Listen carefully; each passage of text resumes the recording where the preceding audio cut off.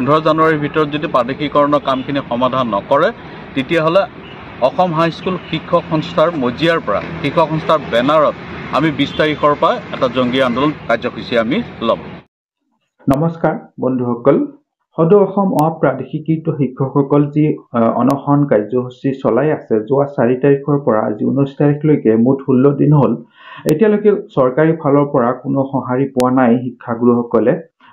তেখেতসকলে আজি 20 বছৰ 25 বছৰ 30 বছৰ ধৰি শিক্ষাদান দি আহিছে, কিন্তু শিক্ষাদানৰ ফলশ্ৰুতিত একোৱে নাপালে। তেখেতসকলে কেৱল মানৱ সম্পদ গঢ়িলে, কিন্তু নিজৰ জীৱনটো আৰ্থিকভাৱে তেনেকুৱাই থাকি গ'ল।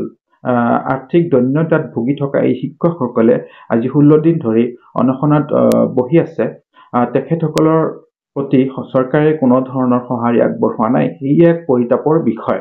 যি কি নহওক, অহা 22 তাৰিখে 22/12/2023 তাৰিখৰ দিনাখন কেন্দ্ৰীয় কমিটিয়ে অৰ্থাৎ এই অপ্ৰাদেশিকৃত শিক্ষক সংস্থাৰ কেন্দ্ৰীয় কমিটিয়ে এখন বিশাল গণসমাৱেশ আহ্বান কৰিছে, আৰু সেই সমাৱেশত অপ্ৰাদেশিকৃত যিমান শিক্ষক আছে সকলোকে তাত সমাৱেশত অংশগ্ৰহণ কৰিবলৈ কেন্দ্ৰীয় কমিটিয়ে আহ্বান জনাইছে। সেয়েহে সকলো শিক্ষক কিন্তু ঘৰত নাথাকি তালৈ নিজৰ প্ৰাপ্যৰ বাবে যোৱাটো উচিত।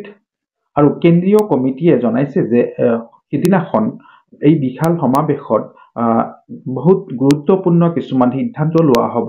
19, 20, 21 তাৰিখৰ ভিতৰত কোনো ধৰণৰ সঁহাৰি নাপায় চৰকাৰৰ ফালৰ পৰা, তেতিয়াহ'লে সেই বিশাল গণসমাৱেশতেই সিদ্ধান্ত লোৱা হ'ব জংগী আন্দোলনৰ আত্মজা, পথ অৱৰোধ, দিছপুৰ ঘেৰাও আদি কাৰ্যসূচী ল'বলৈ বাধ্য হ'ব বুলি তেওঁলোকে জনাইছে। আৰু এইটো নকৰিলেও নহ'ব, কিন্তু আচলতে যিটো দেখা গৈছে গণতান্ত্ৰিক আন্দোলনৰ যি নৰম পন্থা অনশন কাৰ্যসূচী লোৱা হৈছে, এই শিক্ষকসকলে অনশন কৰি একো ফল নহ'ল। চৰকাৰে কোনো ধৰণৰ সঁহাৰি নজনালে। গতিকে এই চৰকাৰখনৰ মন চুবলৈ হ'লে, তেখেতসকলৰ মন নুচুলে এই আন্দোলনে, হৃদয় নুচুলে, গতিকে জংগী আন্দোলন কৰা উচিত আছে। কাৰণ এই চৰকাৰখন হৈছে এনেকুৱা এখন কঠোৰ চৰকাৰ যি চৰকাৰক নৰম পন্থাৰ যোগেদি হেলাব নোৱাৰে। গতিকে চৰম পন্থাই অৱলম্বন কৰা উচিত হ'ব। কিয়নো এই মুখ্যমন্ত্ৰীগৰাকী, আমাৰ ৰাজ্যৰ যি শিক্ষামন্ত্ৰী আৰু মুখ্যমন্ত্ৰী প্ৰতাৰক বুলি এই সংগঠনটোৱে কিন্তু জনাইছে। কিয়নো তেখেতসকলক কথা দিছিলে, স্বয়ং মুখ্যমন্ত্ৰীয়ে কথা দিছিলে, কিন্তু এই কথা ৰখা নাই। গতিকে প্ৰতাৰক বুলি ইতিমধ্যে আখ্যায়িত কৰিছে এই সংস্থাটোৱে। আৰু প্ৰতাৰক এজন মুখ্যমন্ত্ৰী আমাৰ ৰাজ্য চলাই আছে, তেখেতৰ হৃদয় কেনেকৈ চুব? যি কথা দি কথা নাৰাখে, মুখ্যমন্ত্ৰী পদত তেখেত আছে, কিছুমান তৰল মন্তব্য কৰা দেখা যায়। টিউটৰসকলক যি গ্ৰেচুইটি দিব খুজিছিলে, একেবাৰে ঘোষণা কৰিছিল বিশাল গণসমাৱেশত, কিন্তু ঘোষণা কৰিছিল এপইণ্টমেণ্ট দিয়াৰ সময়ত শিক্ষকসকলক যে আপোনালোকে এপইণ্টমেণ্টখন লওক, আৰু আপোনালোকে কিন্তু 3 দিন কাম কৰিলেও, এমাহ কাম কৰিলেও গ্ৰেচুইটি পাব 10 লাখ টকাৰ। কিন্তু আজিলৈকে সেয়া কথা হৈয়ে থাকিল। টিউটৰসকলৰ অভিযোগ মতে জনা গৈছে যে তেখেতসকলক এতিয়া কয় সেইটো আনুষ্ঠানিকভাৱে কোৱা কথা নাছিল, এনে কৈছিলো, ফৰ্মেল কথা নাছিল। এনেকুৱা ধৰণৰ কথা কয়, তৰল কিছুমান কথা কয় আমাৰ মুখ্যমন্ত্ৰীগৰাকী কিন্তু প্ৰতাৰক, মিছলীয়া বুলি প্ৰমাণিত বহুত হৈছে। এই মুখ্যমন্ত্ৰীগৰাকীৰ হৃদয় নুচুব আন্দোলন নকৰিলে, নৰম পন্থাৰ যোগেদি এই মুখ্যমন্ত্ৰী হৃদয় চোৱাটো সম্ভৱ নহ'ব। গতিকে জংগী আন্দোলন কৰাটো উচিত আছে। উদঙাই দিব লাগিব যে ডেভেলপমেণ্ট কি কৰিছে, শিক্ষা উন্নয়ন কি কৰিছে, সেইটো উদঙাই দিব লাগিব বিশ্ববাসীৰ ওচৰত।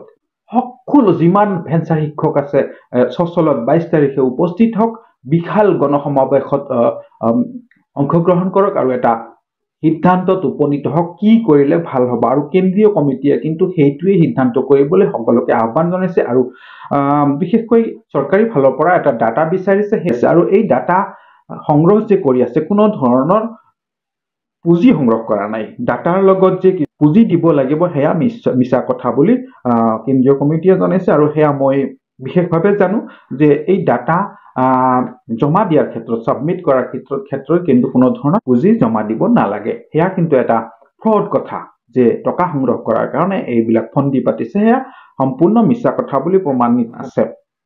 যি কি নহওক, আপোনালোকে আনৰ কথা নুশুনি সকলোৱে অংশগ্ৰহণ কৰক 22 তাৰিখে চচলত। আৰু এই 19, 20, 21 ওচৰ চুবুৰীয়া যিবিলাক জিলা আছে, ওচৰৰ জিলাবিলাক কামৰূপ মেট্ৰ', কামৰূপ গ্ৰাম্য, নলবাৰী, নগাঁও, এই ধৰণৰ জিলাবিলাকৰ পৰা শিক্ষকসমূহ গৈ অনশনত উপস্থিত থাকক, কিয়নো একেবাৰে উপস্থিতিৰ হাৰ নাথাকিলে কিন্তু অনশনটো বিফলে যোৱা যেন অনুমান হয়। গতিকে আপোনালোকে যিমান পাৰে তাত উপস্থিত হওকগৈ আৰু 22 তাৰিখে তাত বিশাল সমাৱেশত অংশগ্ৰহণ কৰক। যোৱা 17 তাৰিখে সদৌ অসম হাইস্কুল শিক্ষক সংস্থাৰ দাবী উপ সমিতিৰ সভাপতি সন্মানীয় বিপুল শৰ্মা দেৱ উপস্থিত হৈছিল আৰু তাত কিছু কথা কৈছিল এই আন্দোলন সম্পৰ্কে। তেখেতসকলে প্ৰেছ মিট দিয়া কথা আছে অহা 28 তাৰিখে প্ৰেছ মিটত জনাব চৰকাৰক যে যদি কোনো ব্যৱস্থা নলয় এই ভেঞ্চাৰ শিক্ষকসকলৰ বাবে জংগী আন্দোলন কৰিব বুলি জনাইছে। ভিডিঅ' ফুটেজ আছে, চাব পাৰে। ডিচেম্বৰ মাহৰ 28 তাৰিখে আমি এটা প্ৰেছ মিট এখন দিম গুৱাহাটীতে আৰু তেখেতসকলৰ ওচৰত আমি দাবী জনাম যে 14 জানুৱাৰীৰ ভিতৰত 14 নাইবা 15 আমি এইটো ঠিক কৰি ল'ম। 15 জানুৱাৰীৰ ভিতৰত যদি প্ৰাদেশিকৰণৰ কামখিনি সমাধান নকৰে তেতিয়াহ'লে অসম হাইস্কুল শিক্ষক সংস্থাৰ মজিয়াৰ পৰা শিক্ষক সংস্থাৰ বেনাৰত আমি 20 তাৰিখৰ পৰা এটা জংগী আন্দোলন 20 তাৰিখৰ ভিতৰত এটা জংগী আন্দোলন এটা কাৰ্যসূচী আমি ল'ম। সদুশেষত সমূহ ভেঞ্চাৰ শিক্ষকৰ সুস্বাস্থ্য আৰু অনশন কৰি থকা শিক্ষকসকলৰ সুস্বাস্থ্য কামনা কৰিছোঁ। সকলোৰে মংগল কামনা কৰি শ্ৰোতা দৰ্শকসকলৰ মংগল কামনা কৰি এইখিনিতে ভিডিঅ'টো সামৰিছোঁ। জয় আই অসম।